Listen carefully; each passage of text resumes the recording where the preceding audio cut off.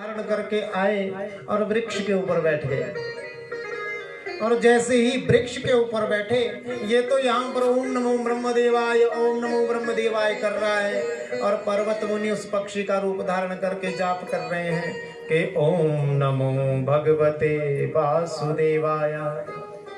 ये कहता ओम ब्रह्मदेवाय नमः, पक्षी कहता ओम नमो भगवते वासुदेवाय। बेचारा तपस्या इसकी भंग हो गई, वापस अपनी कयाधु के पास, अपनी पत्नी के पास, अपनी पत्नी से कहता देवी मैं तपस्या करने नहीं जाऊंगा। बोले क्यों? ये बेचारी कयाधु अंदर स्नानागार में स्नान कर रही है। स्नान करते करते ही अपनी पत्नी से ये बातें कर रहा है, कहता है देवी अब मैं वहां तपस्या करने नहीं जाऊंगा। पत्नी कहा स्वामी क्यों नहीं जाएंगे? अरे देवी वहां पर एक पक्षी मंत्र बोलता रहता है। बोले कौन सा मंत्र बोलता है? बोले ओम नमो भगवते वासुदेवाय बोलता है।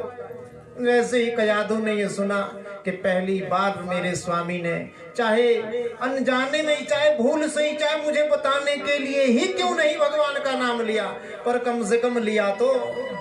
कयाधु कहने लगी स्वामी कुछ सुनाई नहीं दे रहा, और जोर से बोलो।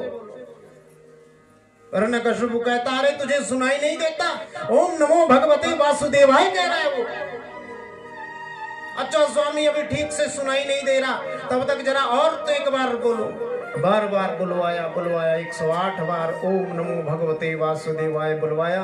और जैसे ही 8वीं बार 108वीं बार जैसे ही कहा कि ओम नमो भगवते वासुदेवाय कहा है, जैसे ही ऐसे कहा तो महाराज कयाधु झट से अपने स्नानागार से बाहर निकले और चरणों में प्रणाम करते हुए कहने लगे जाइए स्वामी अब की बार आपको कोई विघ्न नहीं होगा। बोलो गोविंद भगवान की जाइए, आपको कोई विघ्न नहीं उपस्थित होगा।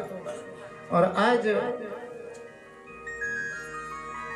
हिरण्यकशिपु जैसे ही उस पर्वत पर गया तपस्या करने, तो भगवान नाम का ऐसा प्रभाव जो उसकी अखंड समाधि लगी। भागवत जी में वर्णन आता है कि एक पैर के अंगूठे पर खड़े होके इस हिरण्यकशिपु ने ब्रह्मा जी की तपस्या करी। तपस्या करके एक दिन ब्रह्मा जी प्रकट हुए। ब्रह्मा जी प्रकट हुए और जैसे ही प्रकट हुए, ब्रह्मा जी ने अपने सुंदर कमंडलों से जल लिया, उसके शरीर पर छिड़का। कृष्णकाय जिसका शरीर हो गया था, पुनः उसका शरीर स्वस्थ हो गया। ऐसा लग रहा था हिरण्यकशिपु को देखकर मानो अभी सोकर उठा है। सारा शरीर स्वस्थ हुआ। ब्रह्मा जी ने कहा हिरण्यकशिपु मैं तेरी तपस्या से प्रसन्न हूं, मांग क्या वरदान मांगता है। तो देखिए हिरण्यकशिपु ने कहा प्रभु यदि आप कुछ देना ही चाहते हैं तो मुझे वरदान दीजिए कि मैं अमर हो जाऊं, मुझे कोई मार ना सके। ब्रह्मा जी कहने लगे अरे हिरण्यकशिपु कैसी बात करता है? क्या इस धरती पर कोई ऐसा है जो अमर हुआ हो? ऐसा कोई है? बोले महाराज मैंने ऐसी तपस्या की, आप मुझे अमरता का वरदान दे दो। बोले मैं नहीं दे सकता, मुझ में इतना सामर्थ्य नहीं, परंतु मैं तुझे कोई ऐसा वरदान तू मांग ले जो मैं तुझे दे सकूं। अमरता का वरदान मैं तुझे दे नहीं सकता। हिरण्यकशिपु ने सोचा कि क्या मांगूं। तो हिरण्यकशिपु ने थोड़ी देर विचार किया और विचार करके कहने लगा कि हे ब्रह्मदेव के ना शुष्केण ना चात्रेण ना जलेन न वह्निना न काष्ठेन न कीटेन पाषाणेन न वायुना के नायुधेन न शूलेन न शैलेन मानुषै न सुरैर्वापि न गंधर्वै न राक्षसै न किन्नरैर्यज्ञैस्तु विद्याधरभुजंगमै। के प्रभु न मैं अंदर मरूं, न मैं बाहर मरूं, न मैं ऊपर मरूं, न मैं नीचे मरूं, न दिन में मरूं, न रात में मरूं, न सुबह मरूं, न शाम को मरूं। बोलो गोविंद भगवान की।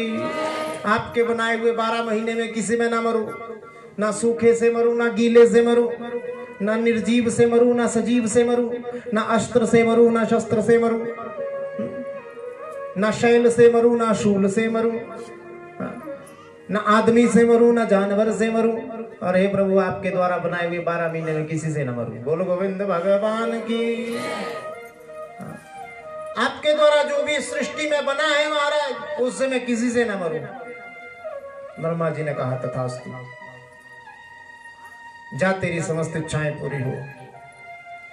ऐसे ही जब ये वापस जब अपने वरदान मांगकर, ब्रह्मा जी से वरदान पाकर जब ये अपने राज्य में वापस पहुंचा, तब तक भगवती कयाधु जो थी वो नारद जी के आश्रम में रही। तब तक ये कयाधु गर्भवती भी थी और नारद जी के आश्रम में रही।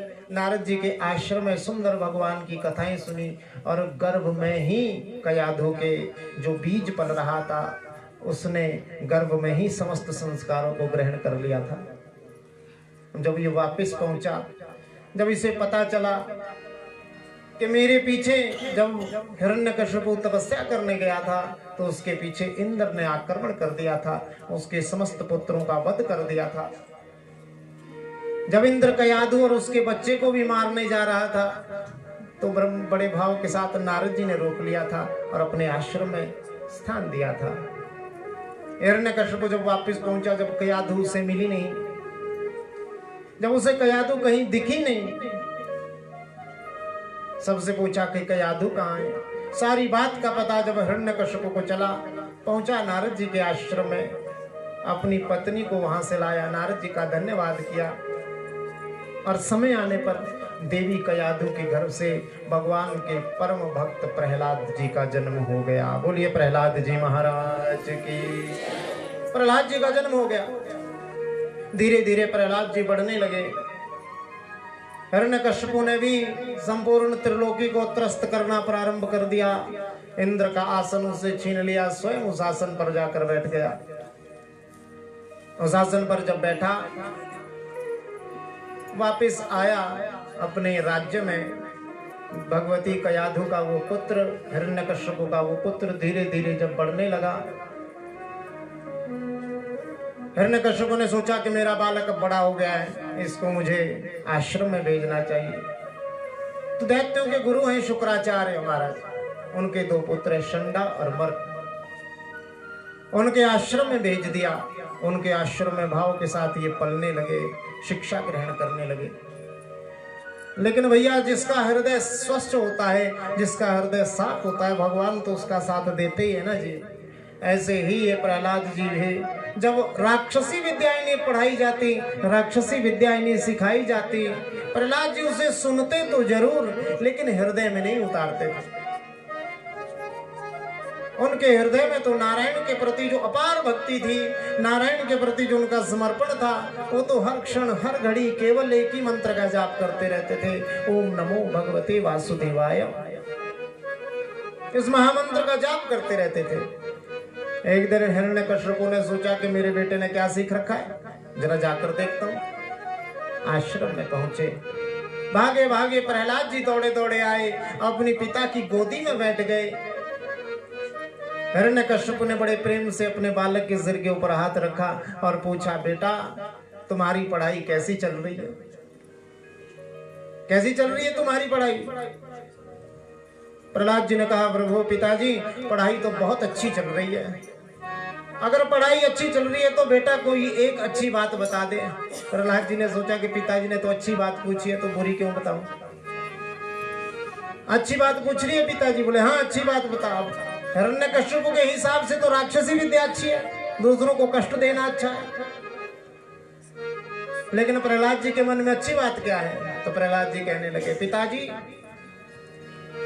के तत्साधु मन्ये सुरभर्य देहिनाम सदा समुद्विग्न धियाम सद्गृहात्मा के हित्वात्मपातं गृहमन्धकूपम् वनम गतो यधरिमाश्रयेता। हे पिताजी, तत्साधु मन्ये सुरभर्य देहिनाम, ये जो मनुष्य के हृदय में उद्विग्नता है ना, जिसका मन उद्विग्न रहता है वो भगवान की भक्ति नहीं कर सकता। हम जैसे कहा कि भगवान की भक्ति नहीं कर सकता। हित्वात्मपातम, अपने मन को वश में करके ये समझ लेना चाहिए कि जो घर है ये अंधे कुएं की तरह है। वनम गतो यद्दरिमाश्रयित, जिसको अपना कल्याण चाहिए उसको तो वन में चले जाना चाहिए। अब जैसे ये सुना, प्रहलाद को पकड़ा, नीचे रखा कि बेटा तुम जाओ जरा गुरुजी को भेजो। शंडामर्ग को बुलाया गया। शंडामर्ग से कहा कि महाराज, अरे गुरुपुत्रों कैसी शिक्षा दे रहे हो मेरे बेटे को? बोले महाराज हम तो वही शिक्षा दे रखे हैं, वो हम तो वही शिक्षा चलन में ला रखी है जिसका आपने आज्ञा दे रखी है। आपने जो पढ़ाने के लिए बोल रखा है हम तो वही पढ़ा रहे हैं महाराज, बाहर का कोई सिलेबस हमारे बस में है नहीं। बोले तो ये बेटा देखो मेरा मुझे कहता है कि भगवान का भजन करना चाहिए और जंगल में रहना चाहिए, क्या ये सिखाते हो तुम इसको? बोले ना महाराज हम नहीं सिखाते। ये बात हम भी आपसे कहना चाहते थे, ये पता नहीं कहां से सीख के आया है महाराज, हमारे को भी पता नहीं। अगली बार ऐसा नहीं होना चाहिए। बोले ठीक है महाराज। फिर हिरण्यकशिपु वापस राज्य में चला गया। बहुत दिनों बाद फिर आया, फिर अपने बेटे को पकड़ा, कहा बेटा इस बार बता तूने क्या सीखा है? प्रहलाद जी ने सोचा कि इस बार पिताजी पूछ रहे कि सीखा क्या है, तो हमने तो एक ही बात सीखी है। पिताजी एक बात नहीं, हमने तो अब की बार 9 बातें सीख ली। जब से आप गए हमने 9 बातें सीख ली अपने जीवन में। बोलो कौन सी? के श्रवणम कीर्तनम विष्णुम स्मरणम पाद सेवनम अर्चनम वंदनम दास्य सख्यात्म निवेदनम। पिताजी ये जो भगवान की भक्ति है ना, ये भगवान की बड़ी प्यारी भक्ति है, और ये भगवान की भक्ति 9 प्रकार की है। श्रवण कीर्तन स्मरण पाद सेवनम अर्चन वंदन दास्य सख्य आत्मनिवेदन, ये 9 प्रकार की भक्ति है पिताजी। इसी से ही भगवान को प्राप्त किया जा सकता है। अब की बार जैसे ये सुना, अरे तू कहां से सीख के लाता है ऐसी बातें? कौन तुझे सिखाता है?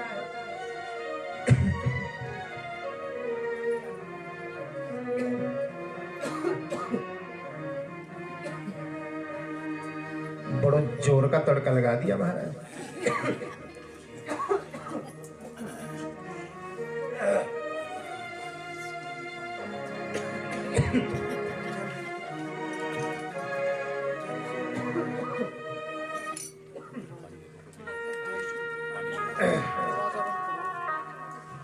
बड़ी जोर का तड़का लगा दिया आज लोगों ने। कृष्ण जन्म जो है कि चटपटे कृष्ण आ रहे हैं तो तड़का भी चटपटा ही लगना चाहिए महाराज। बोलो गोविंद भगवान की। श्री कृष्ण गोविंद हरे। आप आगे को आ जाइए, लोगों को आने को रास्ता। हे नाथ नारायण वासुदेव श्री कृष्ण गोविंद हरे मुरारी। हे नाथ नारायण वासुदेव श्री कृष्ण गोविंद हरे मुरारी। हे नाथ नारायण वासुदेवा। हे नाथ नारायण वासुदेवा। हे नाथ नारायण वासुदेवा। हे नाथ नारायण वासुदेवा। हे नाथ नारायण वासुदेवा। हे नाथ नारायण वासुदेवा। हे नाथ नारायण वासुदेवा। श्री कृष्ण गोविंद हरे मुरारी। हे नाथ नारायण वासुदेवा। श्री कृष्ण गोविंद हरे मुरारी। हे नाथ नारायण वासुदेवा। हे नाथ नारायण वासुदेवा। हे नाथ नारायण वासुदेवा। हे नाथ नारायण वासुदेवा। हे नाथ नारायण वासुदेवा। हे नाथ नारायण वासुदेवा। हरे हे नाथ नारायण वासुदेवा। श्री कृष्ण गोविंद हरे मुरारी। हे नाथ नारायण वासुदेवा। श्री कृष्ण गोविंद हरे मुरारी, हे नाथ नारायण वासुदेवा। हे नाथ मेरी प्रार्थना है, हे नाथ मेरी ये प्रार्थना है, हे नाथ मेरी यह प्रार्थना है, हे नाथ मेरी यह प्रार्थना है। भूलूं नहीं नाम कभी तुम्हारा, भूलूं नहीं नाम कभी तुम्हारा। श्री कृष्ण गोविंद हरे मुरारी, हे नाथ नारायण वासुदेवा। श्री कृष्ण गोविंद हरे मुरारी, हे नाथ नारायण वासुदेवा। हे नाथ नारायण वासुदेवा, हे नाथ नारायण वासुदेवा। हे नाथ नारायण वासुदेवा, हे नाथ नारायण वासुदेवा। गोविंद भगवान की।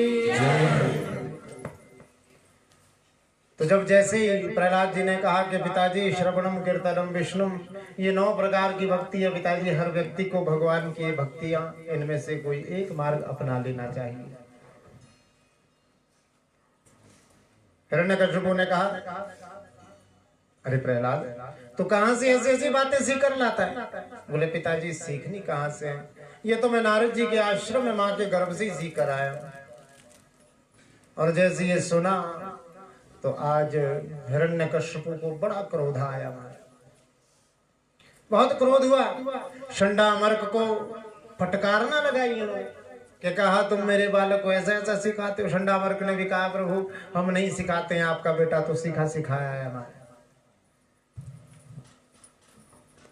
बहुत समय और बीता, शंडामर्क ने फिर कहा कि महाराज कृपा करके एक सुअवसर और हमें प्रदान कीजिए, अब की बार ऐसा नहीं होगा। फिर से आश्रम में रहने लगे। बहुत समय बीत गया, आश्रम में रहते रहते एक दिन हिरण्यकशिपु के मन में फिर विचार आया कि मैं अब की बार और अपने बेटे को देख कर आता हूं, पूछ कर आता हूं कि कैसा स्वभाव उसने बना रखा है अपना। फिर पहुंचकर जैसे ही अपने बालक को गोदी में लिया, कहा बेटा और बता, अब की बार कोई नारायण की भक्ति के सिवा कोई और बात कर, कोई ऐसी बात कर जो हमारे राक्षस कुल में हमारी हम सभी की उन्नति हो जाए, हमारा ये जो राज्य है और अधिक बढ़ जाए, राक्षसी लोग, हमारी जो राक्षसी वृत्तियां हैं ये संसार में फैल जाए, हमारा राज्य हो तीनों लोकों में। कोई ऐसी बात बता। पिताजी आप राज्य लेकर क्या करोगे और क्या करोगे इस प्रकार की राक्षसी वृत्ति और तीनों लोकों को जीत कर? क्या जब कोई आया था उसके हाथ में कुछ होता है और जब व्यक्ति जाता है तो उसके साथ कभी कुछ गया है? यहाँ पर प्रहलाद जी ने फिर से उपदेश देना शुरू कर दिया पिताजी को। कहा पिताजी के धनानि भूमौ पशवश्च गोष्ठे, के नारी गृहद्वारि जना श्मशाने, देहे चितायां परलोक मार्गे, धर्मानुगो गच्छति जीव एका। ये पिताजी धन गड़ा का गड़ा रह जाएगा, धन गड़ा का गड़ा रह जाएगा और पशु जो हैं वो गौशाला में बंधे के बंधे रह जाएंगे। बहुत से ज्यादा हमारी पत्नी वो भी गृह के द्वार तक हमारे साथ जाएगी, जना श्मशाने, और हमारे रिश्तेदार शमशान तक ही हमारे साथ जा सकते हैं। और पिताजी ये जो देह है ना, ये शरीर है चित्तायाम, ये चिता पर ही जा सकता है, उससे आगे तो इस देह की भी गति नहीं है। यदि पिताजी किसी चीज की गति है तो वो गति है धर्मान वो गच्छति जीव एक। धर्म और भगवान का नाम ही जीव के लिए आगे का मार्ग प्रशस्त करता है। और जैसे ये कहा, अपने बालक को उठाया, धरती पर पटकावा, कहने लगा तेरे जैसा दुष्ट राक्षस कुल में कलंक पैदा हो गया, तुझे जीवित रखना खतरे से खाली नहीं है। हाथों से पकड़ लिया, घसीट कर राज दरबार में ले गया। खड्ग लेकर जैसे ही अपने बालक को मारने का प्रयास कर रहा था, हाथ पकड़ लिया। कयाधु ने कहा, स्वामी ये क्या कर रहे हो? अपने ही बालक की हत्या करने जा रहे। हिरण्यकशिपु ने कहा ये बालक नहीं, ये तो कुल का कलंक है। नारायण की ये भक्ति करता है जो मेरा शत्रु है, मैं ये बर्दाश्त नहीं कर सकता, ये हमारे कुल में कलंक पैदा हो गया है। मंत्री ने सलाह दी, महाराज आप इसे मारकर क्यों पुत्र हत्या का पाप ले रहे हो? कहा तो फिर कैसे मारूं? इसे मेरी आंखों से, इसे मेरी नजरों से दूर कर दो, और जैसे भी चाहे इसको मारने का प्रयास करो, दोबारा इसको मेरे पास नहीं लाना। कारागृह में उनको डाल दिया महाराज। सैनिक पीटते हैं, मारते हैं, कहते हैं कि बोल राक्षस राज हिरण्यकशिपु की जय। लेकिन प्रहलाद जी के मन में तो भगवान का नाम ऐसा छप गया था।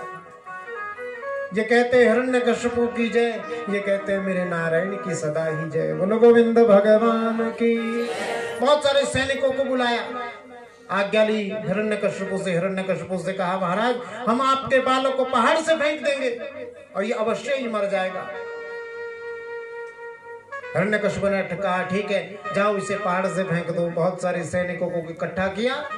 सैनिक जैसे ही ले जाने लगे प्रहलाद जी को, प्रहलाद जी ने कहा पिताजी धरती को आने में देर हो जाएगी पर मेरे नारायण को आने में देर नहीं होगी। पहाड़ से फेंका और वही बात हुई। सैनिक वापस पहुंचे ही नहीं थे, उससे पहले प्रहलाद जी वापस पहुंच गए। प्रहलाद जी ने कहा पिताजी अपने सैनिकों को जरा ढंग से काम सिखाओ, ये काम पूरा नहीं करते। मंत्रियों ने कहा जाओ इसे जल में फेंक दो, डुबो दो। जल में डुबोया गया, लेकिन प्रहलाद जी नहीं मरे। सैनिकों ने कहा इसका धड़ सर से, इसका सर जो है धड़ से अलग कर दो। हिरण्यकशिपु ने कहा काटने लगे, लेकिन शरीर में इतनी सी खरोंच भी नहीं आई। अनेक यातनाएं दी बंधुओं। प्रहलाद जी को जहर पिलाने का प्रयास किया गया, लेकिन भगवान की कृपा से वही जहर का प्याला अमृत बन गया। सर्पों के बीच डाला गया तो सर्पों के बीच जैसे ही डाला वो सर्प सुंदर पंखुड़ियां गुलाब की बन गई, फूलों की वो मालाएं बन गई। हाथियों के बीच कुचलवाने का प्रयास किया गया प्रहलाद जी को, लेकिन वो हाथी बड़े भाव के साथ प्रहलाद जी को उठाकर अपनी पीठ पर रख लेते हैं। महाराज बोलो गोविंद भगवान की। हाथी चाट रहे हैं महाराज, सर्प पुष्प लग रहे हैं, हाथी चाट रहे हैं। होलिका की गोद में बैठाकर जलाने का प्रयास किया गया, लेकिन स्वयं होलिका जल गई, लेकिन भगवान के भक्त नहीं जला। बोलो गोविंद भगवान की। भगवान का भक्त नहीं जला, वो होलिका ही जलकर नष्ट हो गई। ऐसा वर्णन आता है बंधुओं कि प्रहलाद जी महाराज को 8 दिन तक जो कष्ट दिया गया, वो 8 दिन का कष्ट बंधुओं होलाष्टक कहलाता है। होलाष्टक होली से पहले आते ना, हाँ, ये 8 जो होलाष्टक आते हैं ये वही होलाष्टक है जिसमें शुभ कार्य वर्जनीय है। इन्हीं होलाष्टकों में, इन्हीं 8 दिनों में प्रहलाद जी को मृत्यु तुल्य कष्ट दिया गया। जब किसी भी प्रकार से जब नहीं मरे प्रहलाद जी महाराज, जब उनकी मृत्यु नहीं हुई, अंत में ये हिरण्यकशिपु हाथों से पकड़ा और घसीट कर ले आया अपनी राजसभा के बीच में। कहने लगा अरे प्रहलाद तू बड़ा दुष्ट है, नारायण नारायण करता रहता है, बता तेरा नारायण कहाँ है? प्रश्न ही गलत कर दिया, पहला ही प्रश्न गलत किया। ये पूछना चाहिए था कि तेरा नारायण कहाँ नहीं है। पिताजी वो हर जगह है। बोले कहाँ है? प्रहलाद जी कहने लगे कि पिताजी के जले विष्णु स्थले विष्णु, के जले विष्णु स्थले विष्णु, विष्णु पर्वत मस्तके, के यत्र तत्र स्थितं विष्णु, सर्वं विष्णुमयं जगत्। पिताजी जल में, स्थल में, पर्वत के मस्तक पर जहां भी देखो यत्र तत्र सर्वत्र वो केवल और केवल कृष्ण, वो केवल और केवल विष्णु, वो केवल और केवल नारायण ही विराजमान है। ऐसी कौन सी जगह है, ऐसा कौन सा स्थान है पिताजी? अंडज उद्भिज जेरज स्वेदज तुरीय ज्ञाता अज्ञात सूक्ष्म स्थूल जड़ चेतन स्थावर जंगम प्रकृते पशव्य पुरुषस्य हर जगह केवल और केवल वही है महाराज, वही है पिताजी, और कहीं नहीं है। बोले कहाँ है?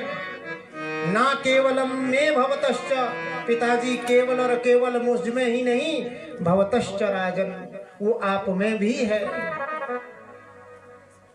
और सभी बलम बलिनाम विदु, हिरण्यकश्यपु ने कहा अच्छा तो उसी के बल पे अपने आप को बलवान समझता है? बोले बिल्कुल बलवान समझता हूँ पिताजी, मैं हूं बलवान, वही तो बल है। आपने पहाड़ से गिराने का प्रयास किया, मैं मरा।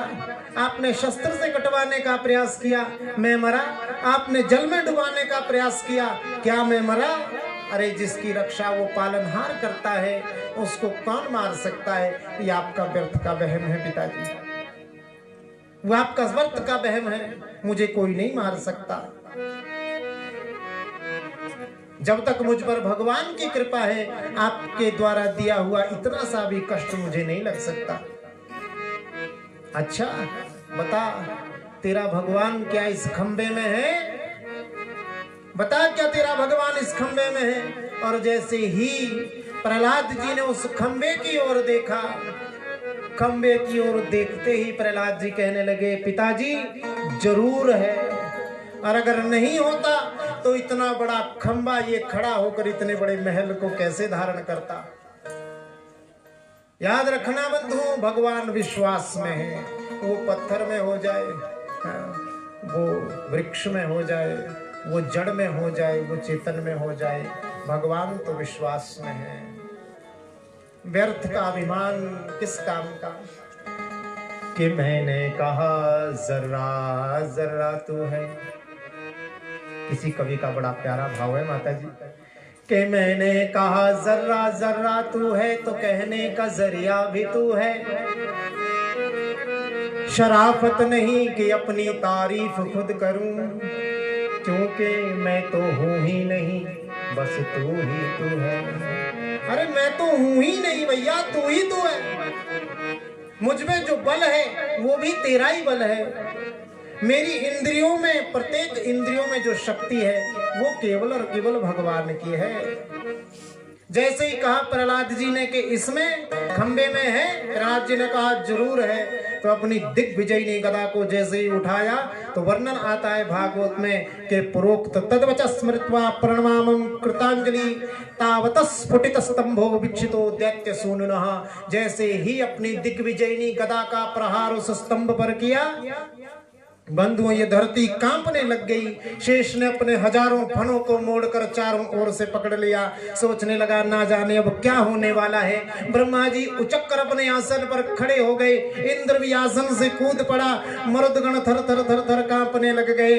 और बंधुओं भयंकर कड़कड़ कड़कड़ की ध्वनि के साथ, भयंकर शब्द के साथ, स्तंभात भयंकर गर्भभाव, स्तंभ से एक विचित्र पुरुष प्रकट हो गया, जिसका आधा शरीर नर के समान था, आधा शरीर सिंह के समान था। बड़े बड़े नाखून थे, बड़े बड़े केश से, आंखों से अग्नि ज्वालाएं निकल रही थी, और वही नारायण भक्त के प्रेम में अधीर हुआ पतित पावन नरसिंह रूप में प्रकट हो गया।